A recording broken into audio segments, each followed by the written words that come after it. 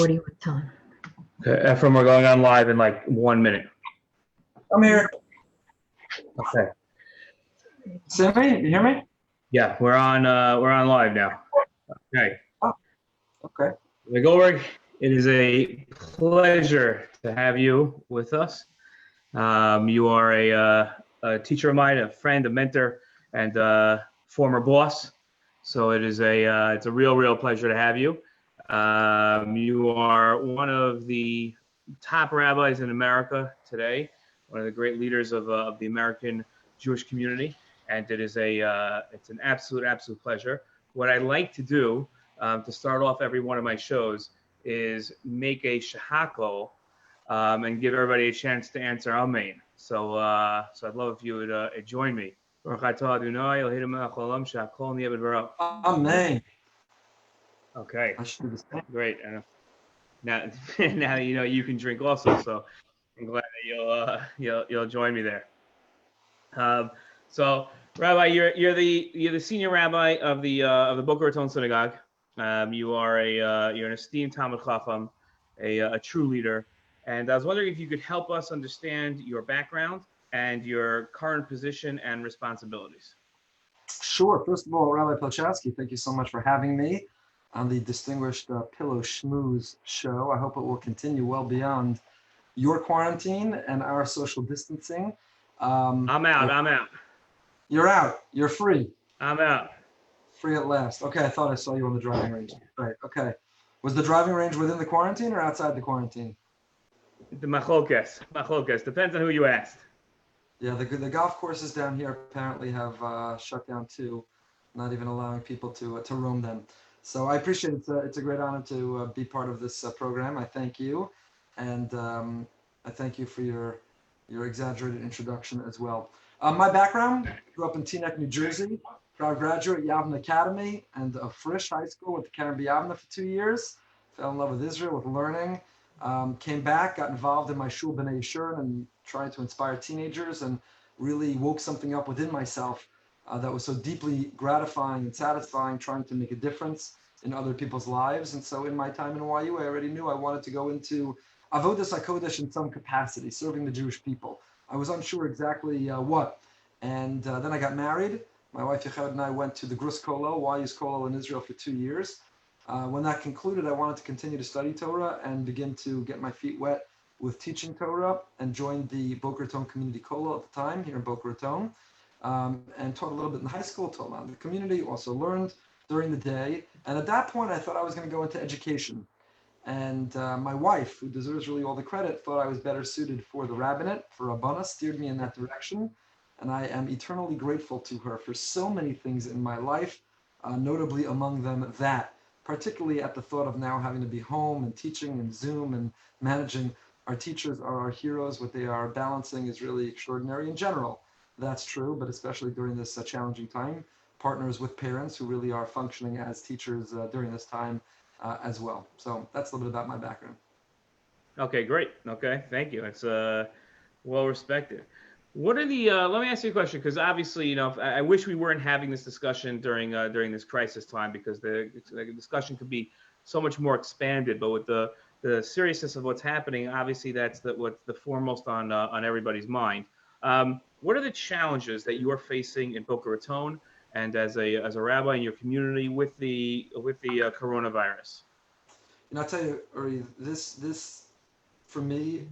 Somebody asked me recently how this compares to the hurricane crises or challenges that we've gone through. Every couple of years, we find ourselves in the cone of uncertainty. I've written about we're always in the cone of uncertainty. It's one of the lessons every day that we are alive. Every morning we wake up, we're in that cone of uncertainty. And we shouldn't lose that intense sense of dependence on Hashem and turning to Him. This is literally 100 times more challenging than a hurricane. Even a category 3, 4, 5 facing us. Not to say that that doesn't challenge us, threaten us, and it's not a danger, but to a certain degree, as a communal leader, we know how to do hurricanes in our sleep by now. We know how to follow and track news. We know what we're thinking 3, 4, 5 days out. We know what happens when we're bracing ourselves when it comes. We hope and we pray it misses us. What is the aftermath? When is it safe to go out? How do we conduct ourselves during that time? One of the biggest challenges of this whole experience aside from the fact that none of us have it as part of our experience and we're all making it up as we go, is that there's no timeline to it. There's no end date to it. There's no brace yourself for the worst of it, and then it will pass and we'll regroup and see where we're at. And that lack of a timeline, the uncertainty, our rabbis were incredibly brilliant when they told us that among the most painful things is living with doubt. And ein simcha kataras hasafik. Sometimes when you can resolve that doubt, even if it's not in a favorable direction, even if you got bad news, but living with the uncertainty, living without being able to have a confidence or a clear direction of where you're going. And we have found that particularly challenging here. So it's an awesome sense of responsibility from when we scale down our programming at the shul to when we close the shul altogether. And ad hayom hazeh, until 15 minutes ago, when we're still evaluating in real time the Keilim mikvah, the women's mikvah. How are you going to do Bir Chametz this year? Are we going to encourage everyone to make a fire in their home? It's going to be a community of pyromaniacs. It could be more dangerous than coronavirus. Are we going to tell everybody we're going to make one fire in the shul? You get in your car, it's a caravan through the parking lot. You lower the window and you throw it in. What if you miss? The custodian's going to do it. Can you fulfill it through a custodian? If he puts it in, maybe everyone on their barbecue, maybe you throw it in your garbage can, your mafter it, maybe you pour bleach, maybe you flush it down your toilet. So from Bir Chametz advice to the mikvah, to the Keilim mikvah, to the singles, are we really saying that singles, is there a better solution than the fact that they are essentially alone for 8 days? And some have been communicating to me the level of torture and the physical toll it's taking on them, which has to be weighed against the risk. So we're not suggesting that singles go to 16 different homes for the 8 days here in Chutz La'aretz of Pesach, or to 2 different homes for the Sdarim, but maybe a single can move into the home of a family who have no symptoms, stay there for the whole yontif, keep some distance and some precautions, but not be alone. So in real time, I'm just giving you a few examples of questions that we're all thinking about. We're fighting the caravan of, you'll excuse me, morons who are leaving New York to come to Florida for Pesach. But we've put out every statement in the world, and the Chil Hashem, which I'll stop talking in a moment, but what I think is perhaps the biggest threat to our community are not only coronavirus specifically, and not only the consequence for the economy, but what it means for anti-Semitism, which historically, every time there's a plague, a pandemic, a virus, Jews get blamed and pogroms come out. We don't need to be helping them. We don't need to be helping them by having our institutions open, or we had to get in touch with the governor and the senator and our congressman who's a dear friend to figure out how we can get the emergency personnel to intervene with a caravan who don't belong crossing Florida, which is a vulnerable population. So this has been extraordinarily difficult. The decision, the leadership, are dvarim ha'omdim beruma shel olam. They can have life and death consequences. Evaluating them in real time, trying to use the right resources, who you can trust, how you figure out your cabinet, and how you can come out with them that don't panic people, but help people take precautions. Right. Okay. Sounds like it's an easy week. Easy week. I had no gray hair before coronavirus, by the way. I had a full head of hair and not one gray. Yeah, that's right. I can yeah, yeah, no comment there. Okay, you made an interesting decision, one that I know I'm fighting like crazy in our community, and I feel like I'm banging my head against the wall, to close the shuls and forbid neighborhood minyanim. Can you discuss just the halachos and the factors that went into that decision? Sure. We really, ever since this whole thing has begun, I have regularly been reevaluating and questioning myself, ourselves. Did we make the right decision?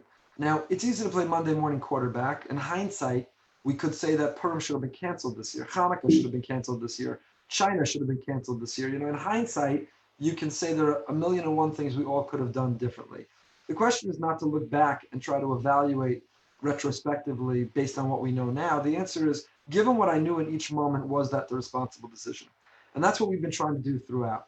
So one of the driving principles, and it's a Masorah that we have from our Rebbe and from their great Rebbe, Rabbi Soloveitchik, and much broader than just him, is that on these questions, we don't rely on a Das Torah in a vacuum. You could be an extraordinary Talmud Chacham, you can be married to the Torah, in the words of the Rav in his hesped for his uncle, trying to anticipate the Ratzon Hashem, but you need to turn to the people who are the experts in any given area. And in this case, it's the experts in the area of infectious disease. it's epidemiologists, it's local health personnel, health department, it's doctors. So one of the things that we tried to do early, we're very fortunate to have on our staff, Rabbi David Shabtai is also an MD, so he really understands the language and he can really access literature, and he's a great resource for us. But we also have great relationships in the administration of our local hospitals, infectious disease specialists. I've spoken to Rabbi Dr. Aaron Glatt many, many times throughout this process, as have many rabbis throughout the country. I've been part of conference calls with Rav Schechter, Rav Willig, Rav David Cohn, Rav Usher Weiss. So we're talking about the Gedolim of our time with the Gedolim in the world of medicine, our local experts who can help us try to filter it through what's happening for us locally, take all of that to have an informed decision at any given moment about what to do. And what happened was, just to take you through our timeline, we believed that the responsible thing was not to close the shul. We canceled shalashudas and kiddushes and classes and programs, and all we had was the core essential of davening, and we thought that was a responsible way with encouraging social distancing, people standing far apart, washing hands, and so on. What happened was we became aware of a confirmed case at the two hospitals in our community, Boca Regional Hospital and West Boca. We have literally hundreds of our members who are medical personnel, doctors, nurses, PAs, who work in those hospitals, who therefore potentially could have been exposed. And when I spoke to one of the administrators of the hospital, who spoke about the limited resources that are available, how contagious it is, our doctors who've been potentially exposed in those areas, based on all that came the decision, really almost in the 11th hour, it was a few hours before Shabbos, that we sent out a communication and a phone tree to close the shul temporarily, to close our campus. The women's mikvah remains open, the Keilim mikvah with particular protocols remains open, but the campus is otherwise closed down. I will tell you that when we made that decision, right before it was made, and I say this not boastfully, but I want people to understand the seriousness of the weight of such a decision. I literally sat in this chair and I cried, I sobbed. The enormous amount of responsibility on your shoulders. A shul that we have that's on a Shabbos can literally have a couple thousand people on the campus, 8 minyanim, countless children's groups, a teen minyan. You were such a part of building and growing so much of that activity, you know firsthand. And to say all that will be shut down, people will be deprived. We will miss the shul will miss us. No kriyas haTorah, no tefillah b'tzibur, no dvarim shebekdusha. It's an awesome responsibility. You know, at this point today, it's almost a no-brainer. It's in fashion. It's in fad. You're crazy if you don't. The pressure's against you. But in the real time of that moment, it had not yet entirely caught on, and it's an awesome, awesome, and difficult decision. I hear. So tefillah b'tzibur, right? So tefillah b'tzibur, and how you judge whether something is really pikuach nefesh, right? So just to, you know, I have arguments here all the time in our town with other rabbanim that are here, where they're telling it's not really pikuach nefesh, it's not as serious as people think it is, and the chiyuv of tefillah b'tzibur, of davening with a minyan, stands. So how do you judge between the two? I will tell you this: any rabbi who's telling you that is extraordinarily blessed to have the luxury of not having to counsel a family right now with a loved one in a hospital or on a respirator. My wife's first cousin, which you may or may not know, you probably know him from Fairlawn, Michael Goldsmith. I got to tell you that a second ago with somebody that we both know who works here but doesn't live here, maybe Yavin, with the highest echelons of the building in Washington, you know, and I only got off, and Eliza's working on it right now on that case, along with my brother-in-law who's an oncologist and trying to free things up, and we're davening for him like crazy, but also putting a lot of work in for him. Right. So as soon as I get off the phone with you, I'm on the phone with his family. 100%. So a 34-year-old, otherwise healthy, is right now several days. On Friday, he was put on a ventilator, and he's part of a long waiting list, as are many, for one of the drugs that people believe will make a difference. And it's torturous. It's agonizing for his parents, for his wife. I've been in contact with all of them. It's my wife's first cousin.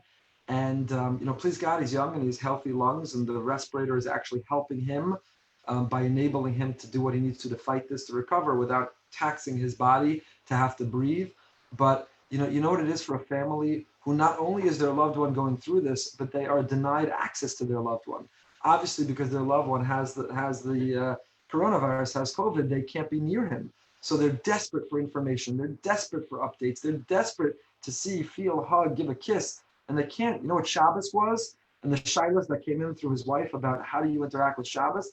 So when you know that there's a 34-year-old otherwise in good health who's on a ventilator fighting for his life, our beloved Ellie Beer, who's got an infection in his lungs and is on a ventilator down here in Miami, a young, otherwise healthy individual, then you don't even hesitate about closing minyanim. You don't hesitate about putting in these really draconian protocols for simchas and the like. I was on a Zoom yesterday with Rav Asher White Shlita and many Rabbanim, and he began by saying he had a great-grandson's bris yesterday. He missed it. It was in Bnei Brak. He lives in Yerushalayim. He missed his great-grandson's bris.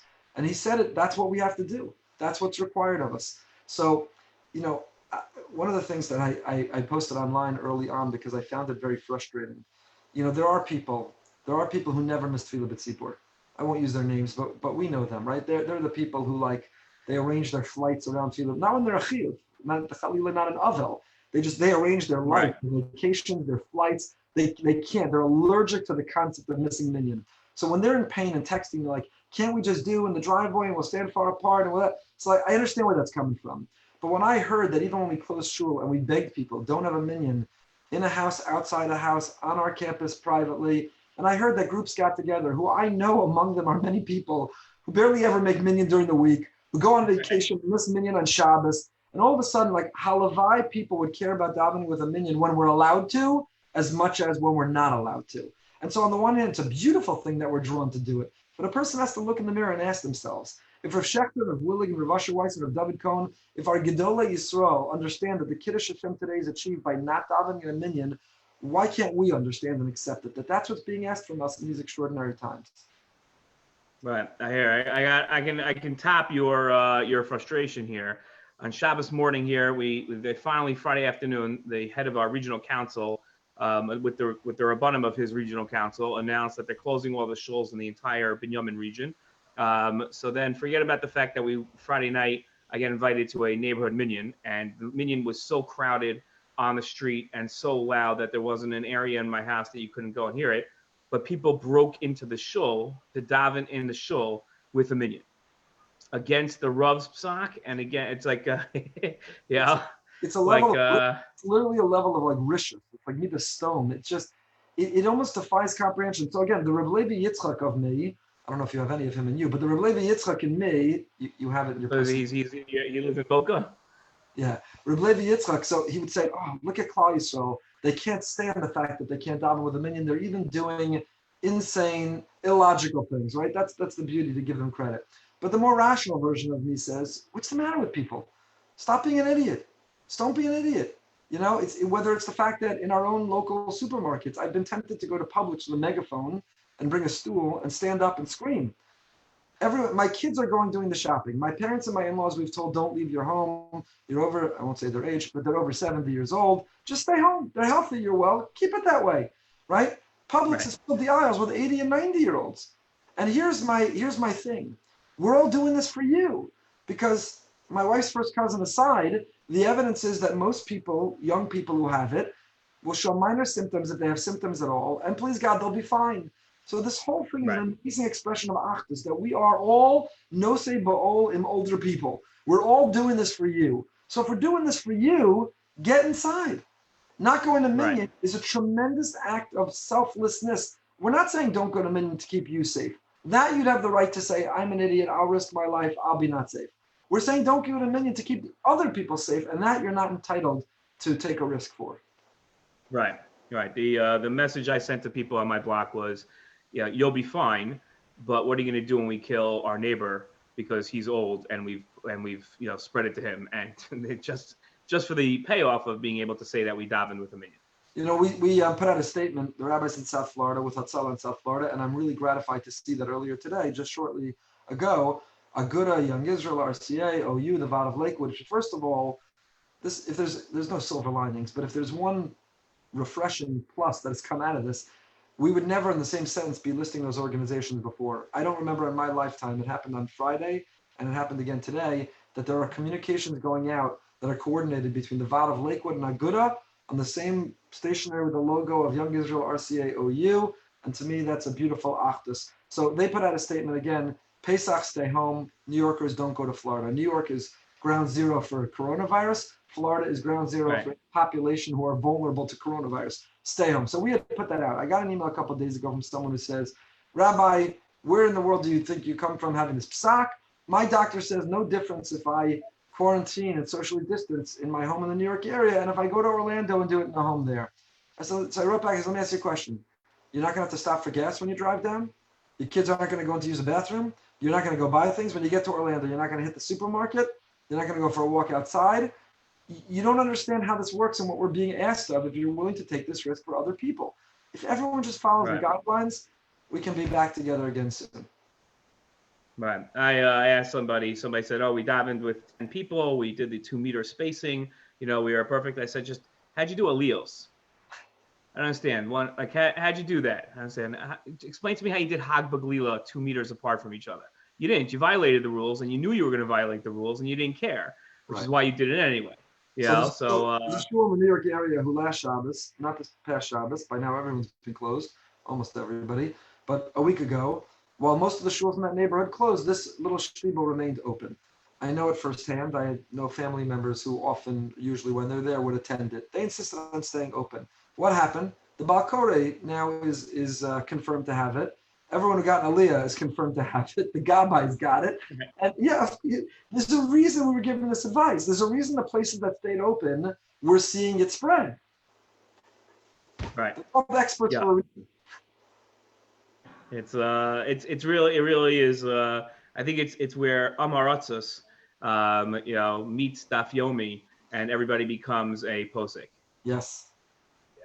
I think when we started Daf Yomi cycle, everybody was so excited because it started off with brachos and its familiar issues.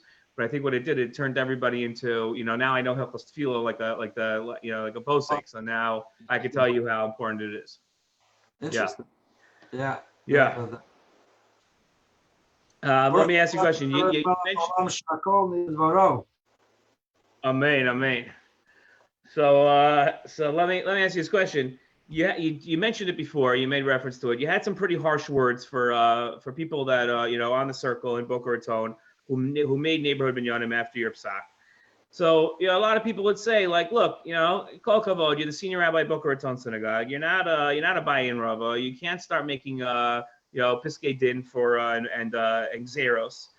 So what do you say? Can you discuss a rabbi's authority in today's time and a congregant's responsibility to follow the community rabbi's psak? Sure, that's a great question. I'm not going to answer it from a scholarly perspective, meaning neither from a Torah perspective necessarily, although there's a tremendous literature on status of an asra and the halachic binding nature of living in this community and what is defined as the asra and how do you have a community, multiple shuls and multiple rabbanim. There's halachic literature about it. Of course, there's scholarship about the authority, rabbinic authority, and that kind of thing. I'm an expert in neither, and nor prepared to talk about it. But I'll simply say that different communities function differently. And there are communities that have 1 million shuls and shtibels in every block and half block, and a person belongs to many, and they function in a certain way. And even there, I think that a person should listen to what is the consensus or what is the direction, the guidance, the psak, if you will, of the rav that they turn to when the milchik fork is flashing dishwasher. I'll tell you, a community like ours, which I'm blessed to have succeeded Rabbi Brander, and I won't take credit for designed it this way, of which there are only a handful of communities that are still left in America probably like this. But let's say, our community, which is where the majority of our members live, we're one shul and one team of rabbanim and one sense of a tzibur, of a kahal, and we function that way. In times of joy and celebration and in times of crisis and emergency, we function that way. In being there for one another, in grieving and mourning for people that maybe we didn't know, but we wouldn't miss that levaya because our community is going through something. And in celebrating when maybe it's an honoree that I don't personally know, but I'm part of a tzibur, a kahal, a kehila, and that means something too. That's the way that we function.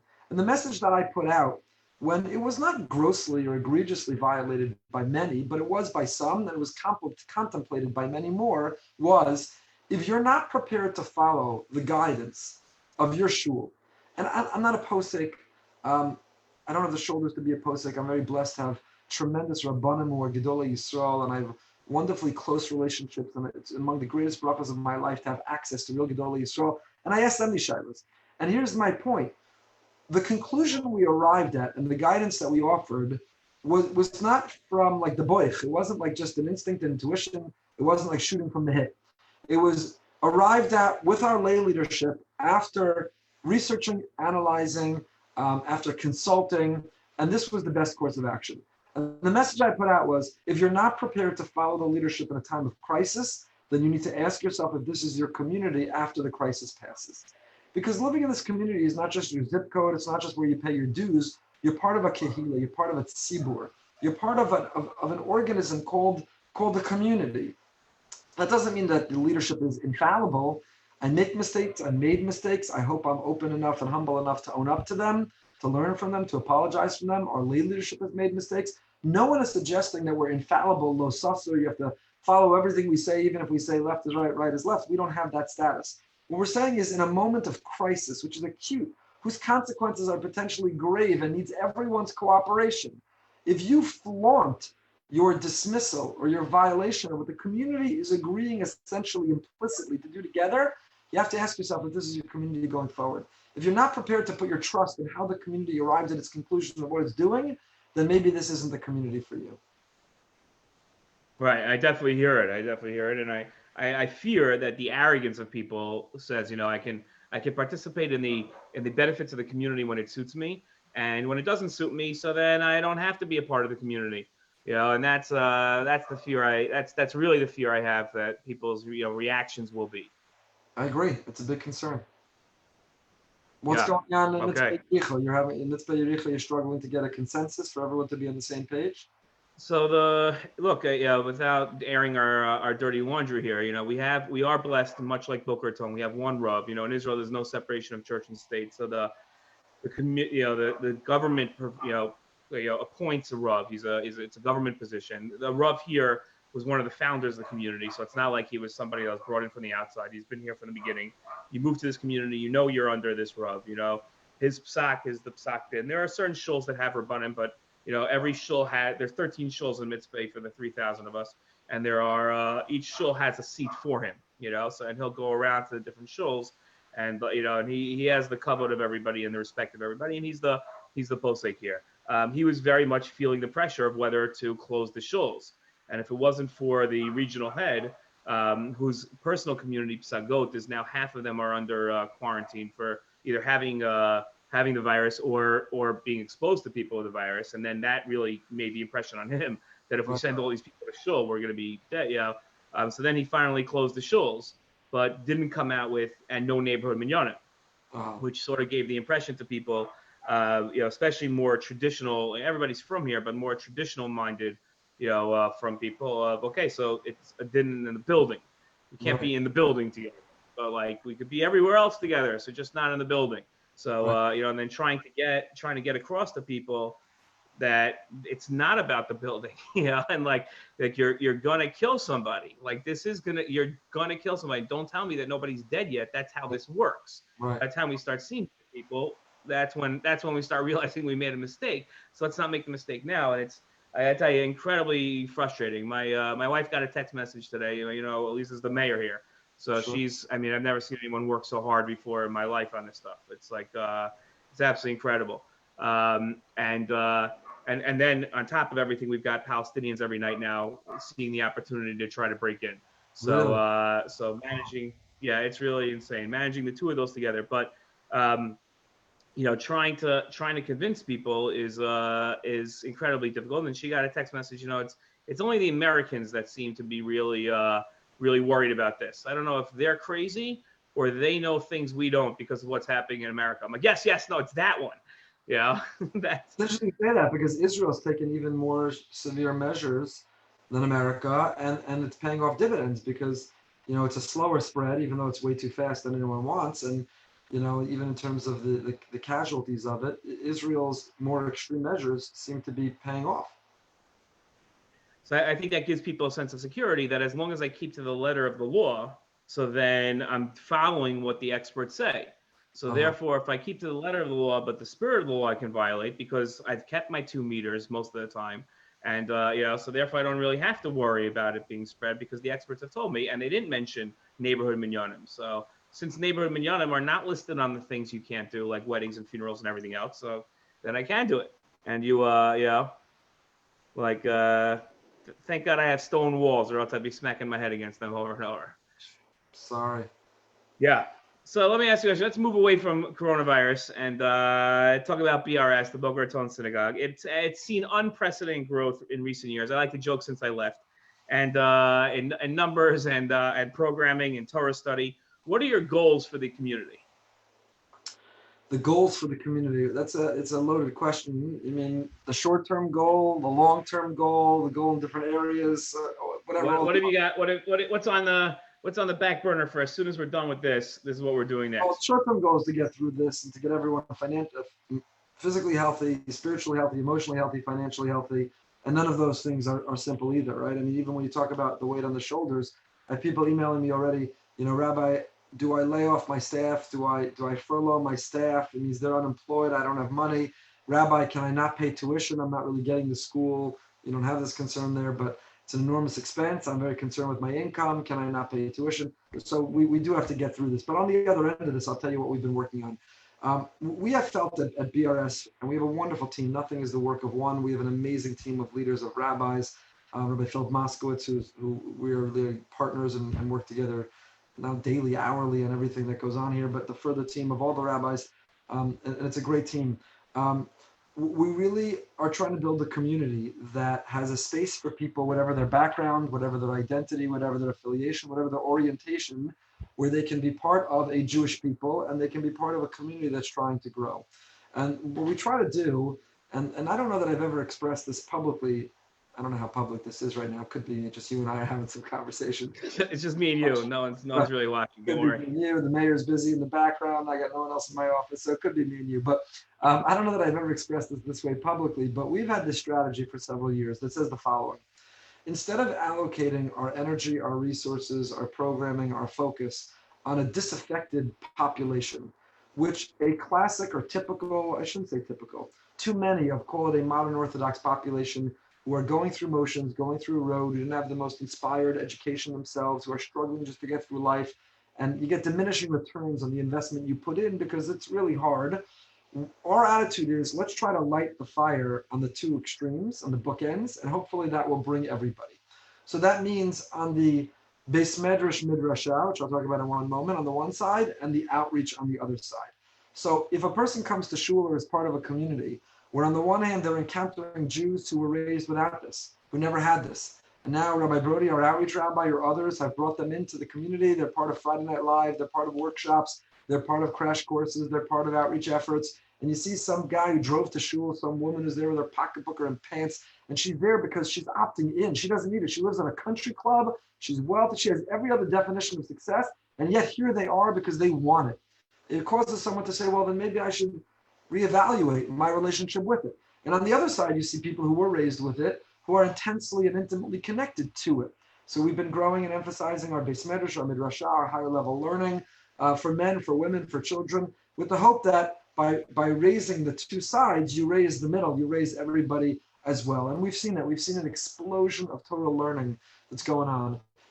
It overwhelms me. It makes me emotional. We have 4 daf yomis a day in an Amud Shrui, in a Smichas Chaver program. We have a women's midrasha that every Monday night has 3 back-to-back classes, women's programming, activity, opportunities. We've got outreach efforts. And on Shabbos morning, you come to our shul, and there's a guy in a shtreimel sitting next to a guy with a silk yarmulke who drove to an Orthodox shul for the first time in his life. Now, the novel thing is not just that they're sitting next to each other in shul, but by the end of, not say shul, they shouldn't be talking to shul, but by the end of shul, they're actually friends. They're friendly.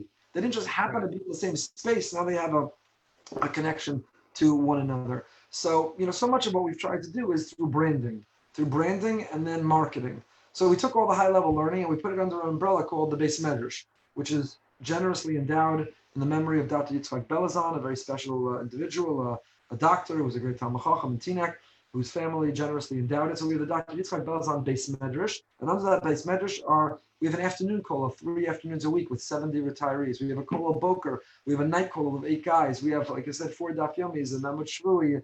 We have a Kinyan Masechta. It's unbelievable what's going on. The amount and the demographic, the profile of the people learning is incredible.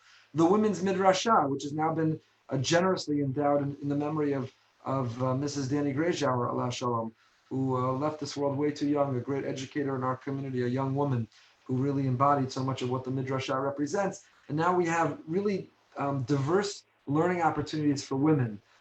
Those who want more of a chassidus, an emotional, and inspirational, spiritual. We have text-based, we have Gemara for women, we have Tanakh, we have halacha series. We have so much that's going on. So the learning opportunities, and then you combine that with programming. We have partner weekends that we do with APAC and JNF and with the OU and with YU, and we bring in such diverse, from a guy who won Survivor Africa and who survived and beat cancer, who loves Israel, who's Judaism inspired that experience, who spoke, to an actor from Fauda who came for a weekend, to, unfortunately was canceled last weekend, but Maron Hagon Rav Asher Weiss Shlita. So we have a Rosh Yeshiva series. I don't know if there's another shul on the planet who has the diversity of visitors and speakers who come through our halls and who our people are exposed to. And that's our goal, is to broaden the spectrum of who people are exposed to and that we can become enriched by.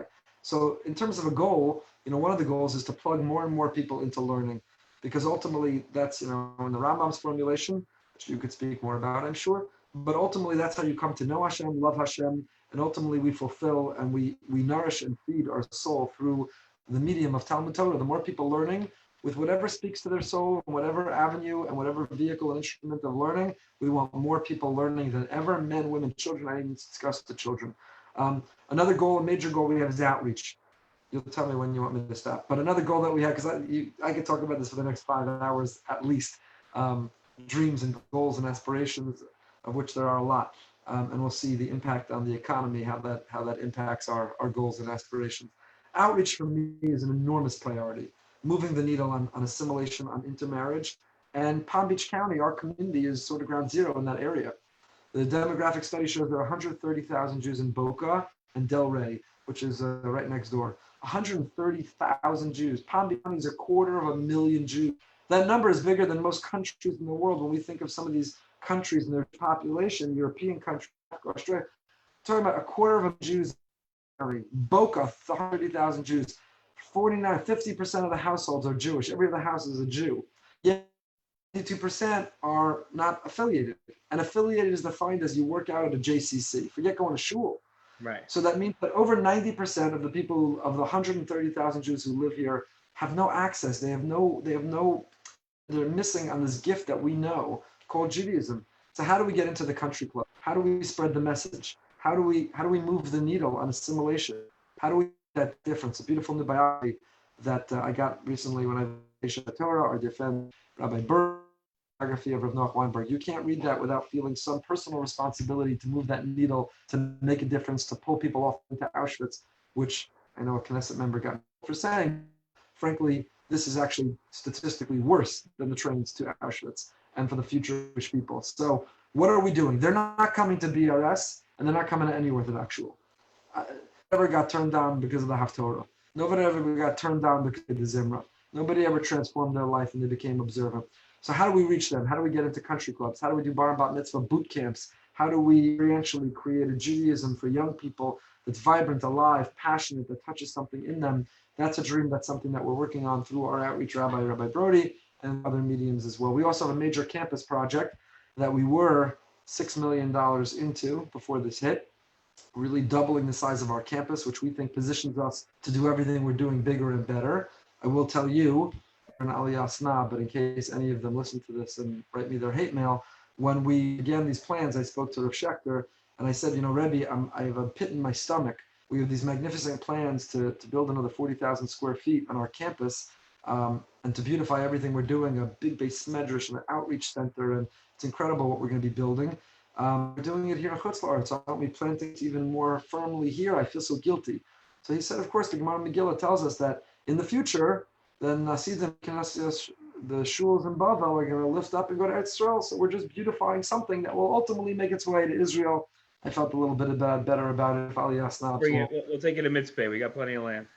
Perfect. We'll come join you. We'd love to. That's actually another dream that I'm working on. So the camp. I'll tell you this other dream that I'm working on. I'm giving you dreams with the assumption nobody's watching and going to see these dreams. If you run with it, I'd love you around with it. I can't tell you which organization, the CEO of this major organization with major money, but I shared this dream with him recently, and he and I actually literally are already in plans for it. Really, really hope it comes true. I had $1 for every Israeli, every Oleh who told me, Rabbi, if you just got up and announced you're making Aliyah, everyone would come with you. Start a BRS community in Israel, they come, it's on you, it's your fault, you don't get up, you don't say it, they'd all follow. Okay? I have colleagues and friends who tried it, and they're building beautiful shuls now, but everybody did not follow. I once introduced Rabbi Riskin in our shul, saying he was a machayef for us, look, he did. And he told me afterwards it's the biggest misnomer in the world. Like 3 people went with him, a few more put down payment just to humor him, and nobody came with him. He built a thought from scratch. You know, this misconception that everybody got up from Lincoln Square Synagogue and went with him.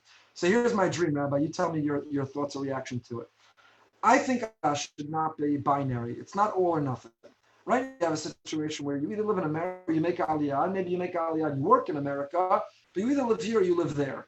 And so either make Aliyah or don't. And I think there's a world of people like me who say, for whatever reason right now, either our job, family, health, parents, whatever reason, we can't make full Aliyah right now. No, I so deeply identify with it, I desperately want to be there. If I owned and I was part of a community that could spend 2 or 3 months of summer that came for certain chagim, why can't we create essentially a vacation village in Israel or a century village Israel, a seasonal community that comes as a community and that operates as a familiar community, but in Israel, has a place there.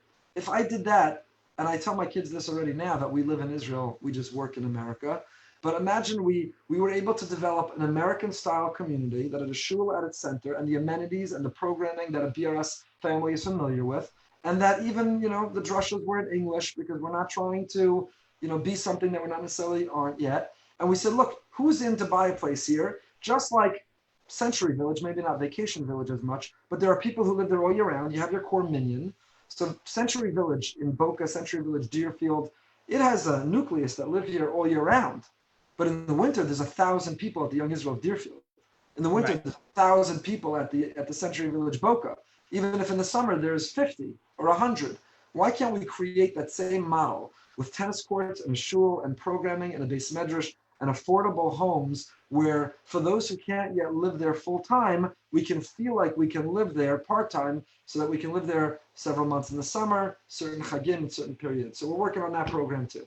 So I'll tell you this, and with this we have to end. You're not the only rabbi working on it. Every rabbi's right. So we're working on it here with a different community, and we're looking forward to hopefully making it happen. Rabbi Goldberg, you're one of the leaders of the American Jewry. This is a pleasure. I wish we could go on for hours and hours.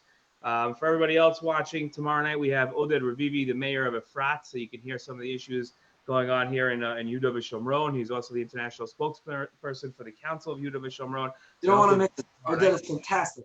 He's amazing. He's absolutely amazing. We only have the best people on Pilichowski. So like, I'm sorry. You have an amazing lineup, and you're not even paying an honorarium. It's amazing. No, it's nothing. This is all free. I'm the only guy taking a salary. So I'm also not getting paid. But in any case, this is for educational purposes. But Rabbi Goldberg, thank you so much for joining us. This is an amazing pleasure, and I hope we get to do it again. Thanks for having me. Great to see you. All the best. Take care, Rabbi.